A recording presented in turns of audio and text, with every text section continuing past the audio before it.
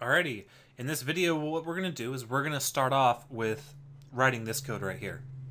How do we want to deal with errors in our service layer? So really any sort of thing can fail at any point when our code needs to perform some operation. Maybe, for example, when we posted our request to the service layer, we had some invalid input. Like let's say we were changing our display name and we didn't type in a display name, or our email was incorrect, or some sort of validation error happened. Or what if an error happened to where the network was down and we needed to tell the user that we can't access the internet, so, try again because this is pretty much an internet-based application.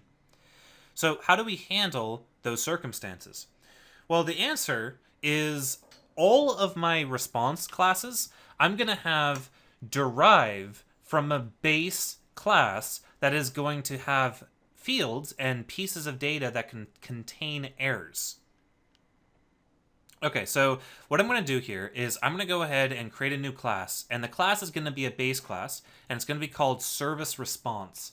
So I'm going to come up here to my infrastructure namespace, right-click, select new, create a new Java class, and create a service response class.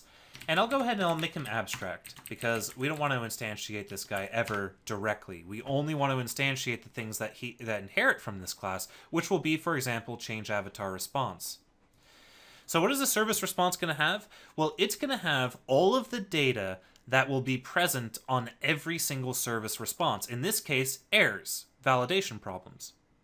So let's go ahead and start off. I'm going to go ahead and I'll create a private static final string tag up here at the top, because we will be logging stuff later down the class. Then I'm going to create a private string operation error, private hash map. Oh, come on. You gonna do this to me? There you go. Hash map, string and string. So hash map of string and string, property errors, and private boolean is critical. So let's talk about these three pieces of data that our service response class contains. Again, this is data that's going to exist on every single service response. For example, this is data that's going to exist on the account on change avatar response. So in all of my time of dealing with web APIs and service layers and all that fun stuff, I've found that there's really going to be I've serialized down the amount of data required to describe virtually any circumstance.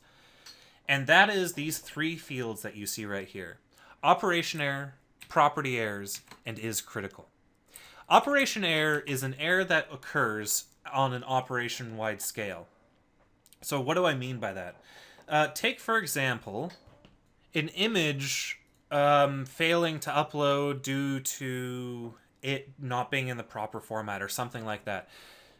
Or maybe better yet, let's say you have a service call that blocks a user, and you told it to block an admin or something like that. I don't know. Something that is, in a general sense, the operation itself has failed. Something in the operation that has to do with more than one properties is having a problem and not succeeding. That's what I consider to be an operation error. So it's not something that's directly tied to a property, but it's sort of general sense. This is something that failed. Some sort of condition wasn't met on the server. Maybe this code doesn't work at a particular time of day, and so on and so on. So something that doesn't have to necessarily do with property errors. So that's what an operation error is. And the idea is that we use the operation error to contain that information, and that information will be passed in from the network request, from the API. Then we have property errors. In this case, it's a hash map of string and string. Property errors are just that. They're validation errors. So let's say your display name was too long, or your email address wasn't correctly formatted. That would be a property error, and that would get put into this hash map. If you're familiar with C# and not so much Java, a hash map is equivalent to a dictionary. Finally, we have is critical. Is critical, I basically see as critical as the operation failed due to a invalid state or a bug in the code. So, for example, if you're not connected to the network, or if the API is down, that's a critical error. So I have this Boolean to indicate if it's critical. The Boolean indicates whether or not the operation error represents a critical error. So, for example, in the case that the API is down, is critical will be set to true, and operation error will say cannot connect to the server. Whereas in more general operation error, like for example, you're not authorized to do this, it might say, the operation error might say you're not authorized to do this, but the is critical will be false, because I don't consider that sort of thing to be a critical error. The critical error is reserved for things that you should go fix yourself or wait to try again. Whereas a non-critical error is you messed up. You messed up. For example, you typed in the wrong email address, but a critical error is we messed up. There's a bug in the code, the server's down, the internet's down, the world has ended, that sort of thing. So those are our 3 pieces of data that our service response class is going to have, which is going to mean that these 3 pieces of data exist for every single request in the application, or every single response. So let's go ahead and create some helper methods. The first thing I'm going to do is I'm going to create a public service response, and I'm going to create a public constructor, and it's simply going to instantiate property errors. It's going to instantiate it to a new hash map. I'm going to go ahead and create another one, so service response with a string parameter called operation error, and then this one is simply going to say this.operation error equals operation error. I'll create a third one, service response string operation error, and a boolean is critical, and this will say simply this operation error equals operation error, and this dot is critical equals is critical. Now let's go ahead and create some setters and getters. So first I'm going to go ahead and say public string get operation error returns operation error. Public boolean, or sorry, let's do our setter next. Let's do public void set operation error string operation error. This dot operation error equals operation error. Then we'll do public boolean is critical returns is critical. Public boolean set critical.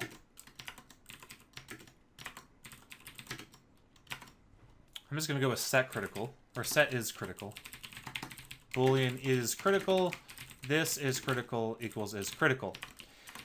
All right, now let's go ahead and create our getters and setters for our property errors. I'm not going to create a getter and setter for the property error in the sense that you'll be able to replace this object. Instead, what I'm going to do is set is critical should be public void, not public boolean. Instead, what I'm going to do is I'm going to say public void set property error. Notice the lack of pluralization. String property string error. And this is simply going to do property errors dot set, or put, sorry, property and error. Then I'm going to have a public string get property error string property string error, or whoops, just string property. I'm stupid. Return get property errors dot get property. So this will allow us to get individual property errors. All right, next up, I'm going to write a convenience method. Public boolean did succeed. Now, did succeed will return true if we consider this request to be, or this response to be a success. In that case, it's simply going to be return operation error equals null, or operation error dot is empty. So basically, this first clause says if the operation is null or empty, and property errors dot size equals 0. So it's saying if the operation error is null and empty, and if we don't have any property errors, then return true. Then say yes, we did succeed. Now I'm going to create one more method here that'll look a little silly at first. But basically the idea is that I want to create a convenience method for showing an error toast. So I'm going to say public void show error toast context, context. And then I'm going to go ahead and I'm going to say if context is null, return, because we can't display a toast without a context. Then I'm going to say try, and I'm going to say toast.makeToast, passing in context, operation air. Oops, operation air without an underscore because this isn't C#. Toast length long dot show, and then I'm going to add a cache handler in here for exception E, and then I'm going to say log E tag can't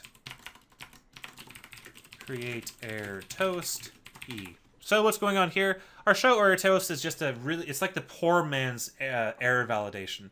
We're not going to be doing anything with the UI in particular except showing a little toast that shows the operation error. And that's it. So ignore the fact that it's squigglifying my file name. I don't believe I have any errors. I don't know why it's squigglifying that. Let's go ahead and, okay, that fixed it.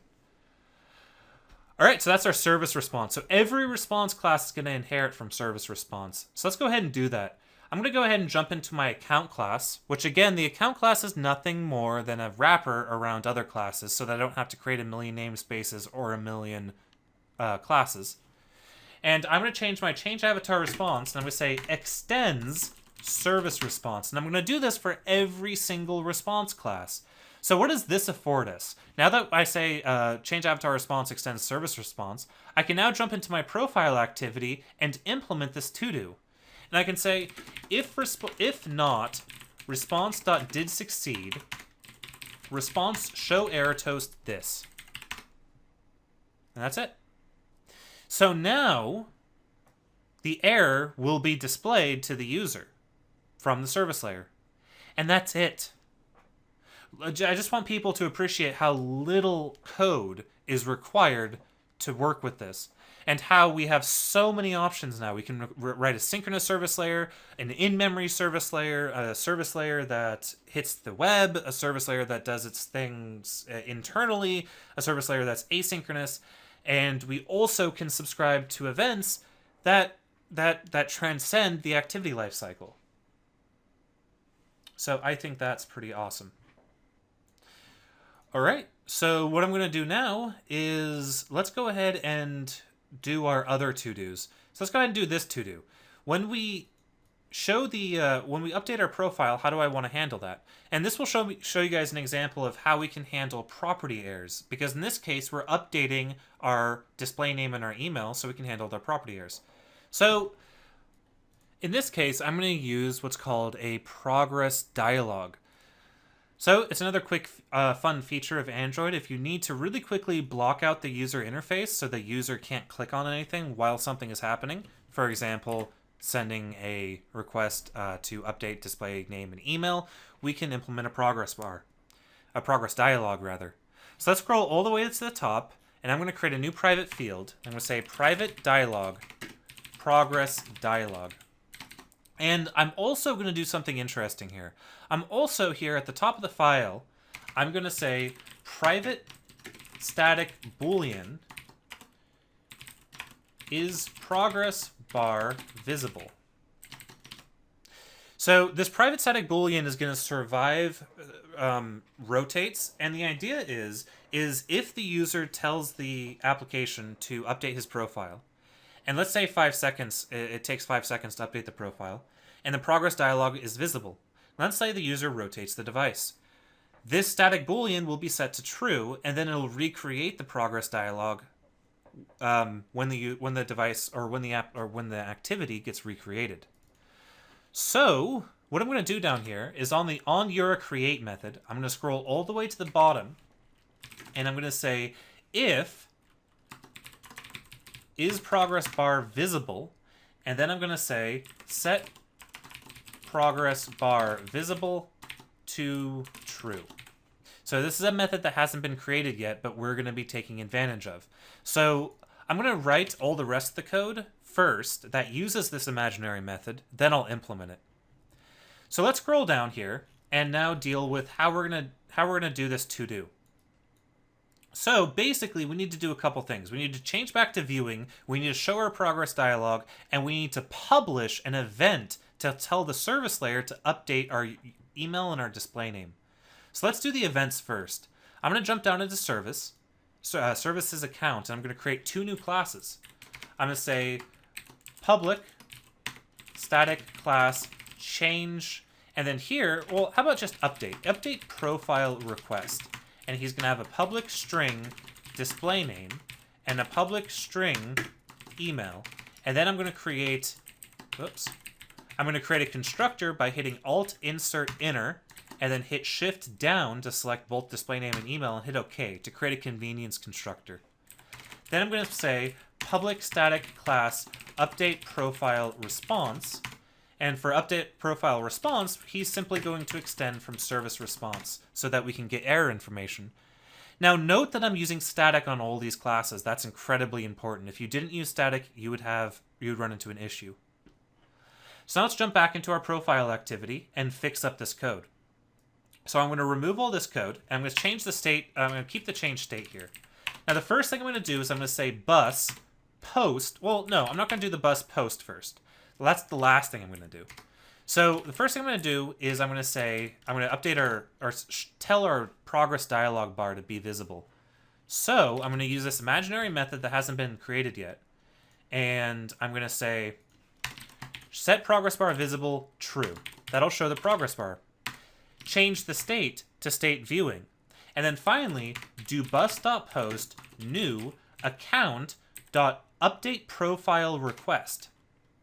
And for the parameters, I'm going to pass in display name text.getText.toString, and for the email, I'm going to pass in email text getText.toString, and maybe split these guys up a little bit so the code looks a little cleaner.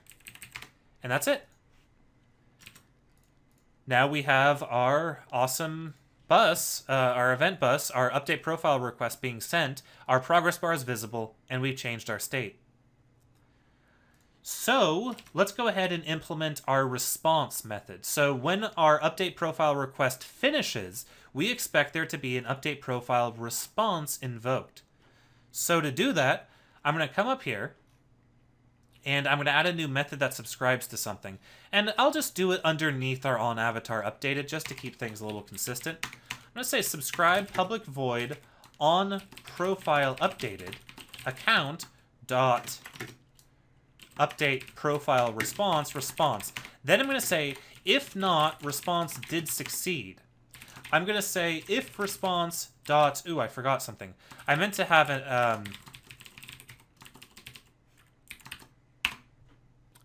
I did actually mean to change my implementation of my service request. I'll do that in a second, our show toast method. But anyway, so I'm going to say if not did succeed, response.showErrorToast this. Then I'm going to say display name text dot set error to response get property error display name. Then I'm going to say email text dot set error response get property error dot email. And that'll show a built-in Android error warning on that text. I actually did mean to do that outside of that did not response did succeed. The reason is if there was no error, this get property error will return null, which will clear the error out of the text field. So if there is no error, then the text field will have the set error be set to null, and there won't be an error. If there is an error, it'll be shown. All right, so that's our on-profile update. The last thing we need to do is make sure our set progress bar visible is changed. And we also need to make sure that if we didn't succeed, we switch back to the editing state. So I'm going to say change state to state editing. And then down here, I'm going to say set progress bar visible is false. So I know that was a little jumping around all over the place. That's the implemented on profile updated. I just missed a couple things here and there, but there it is. Now what we got to do is I got to go into this response show error toast, and I'm going to control click on it to jump into the implementation. And what I'm going to do is I'm going to say if context is null or operation error is null or operation error is empty. So what I'm going to do here is the show error toast is only going to show the actual toast if the operation error has anything in it. So that's it.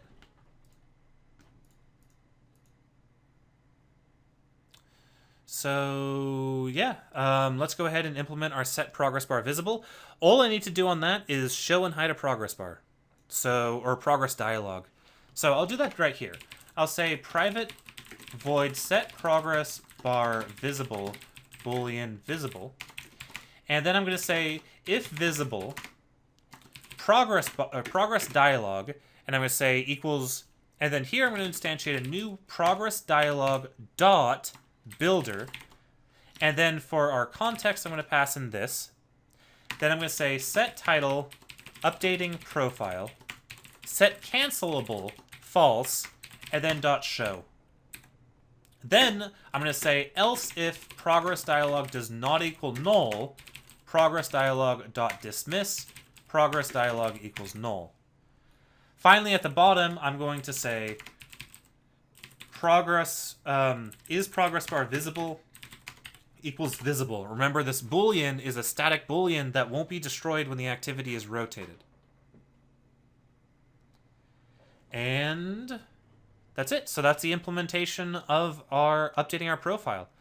Let's do one more thing here before we move on to the next video. And that one more thing is let's jump into our dialog, our change password dialog, and implement our send new password to server method. So the first thing I need to do is jump into my account.java that contains my events, my requests, my responses. And I'm going to create a public static, and in this case I'm going to say change password request.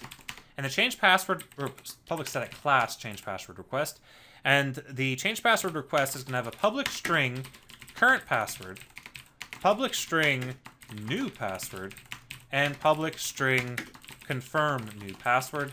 And then I'm going to hit control insert constructor, and then do that. Maybe rename our confirm new password really quickly so that it is properly capitalized. Hit OK on that, and let's go ahead and also CO. There we go. And now let's create a response. Our response will be empty, except, of course, it'll be inheriting from service response. So I'm going to say change password response, and then I'm going to say extends service response. And while I'm here, let's fix this typo right here. I'm going to hit Alt-Enter, typo rename to, and I'm going to change it to that, and everything is awesome. Okay, so let's jump into our change password dialog and implement it. So, to implement it, all we got to do is basically the same thing we did in our profile activity. I'm going to go ahead and keep this as quick as possible. So I'm just going to create a private dialog field called progress dialog. I'm not going to worry about recreating this dialog if there was a activity destroy and recreate. That's something you guys can do on your own as an exercise to the viewer. So what I'm going to do down here on the to-do send new password to server, I'm going to delete all this code because it's now irrelevant. And I'm going to go ahead and I'm going to say bus.post new account.change password request. And then for the three parameters, I'm of course going to pass in current password, get text to string. Then I'm going to pass in new password, get text to string. And then of course I'm going to pass in confirm new password, get text to string. So finally, then after, or actually before I do that post, I'm going to go ahead and say progress dialog equals new progress dialog dot builder, and then I'm going to say set title, and I'm going to say changing password, set cancelable false, and then I'm going to say show. Of course, for the constructor, we have to pass in a context, which will be get activity. All right, so now that I've done that, let's go ahead and handle the response code. So I'm going to say subscribe to public void password changed account dot change password response, and then I'm going to go ahead and I'm going to say if response did succeed, then we need to dismiss our dialog and show a toast. So what I'm going to do here is I'm going to dismiss the dialog. Or first I'm going to show a toast. I'm going to say toast dot make toast, get activity for the context, password updated for the text, toast dot length long for the length, and then show. And then I'm going to say dismiss. And I also I also have to go ahead and tell the user he now has a password if he didn't already have a password. So what I'm going to do is I'm going to say application dot get auth get user set has password true, and then I'm going to say return. Then I'm going to handle the error condition. The error condition is straightforward. It's going to be current password set error response dot get property error current password, and then new password set error response get property error new password, and then confirm new password dot set error response get property error confirm new password. And then I'm going to say response show error toast get activity to show any operation errors that may have happened, such as critical errors in the case that the server wasn't able to be reached. And that's it. So now we have our service calls for our profile pretty much done, and we have our progress bars being displayed. However, if you run this code now, you'll notice that the progress bars never go away. Now we're going to handle that in the next video when we actually create our first bit of the service layer. So our first service class that will do different things. So awesome. I'll see you guys in the next video.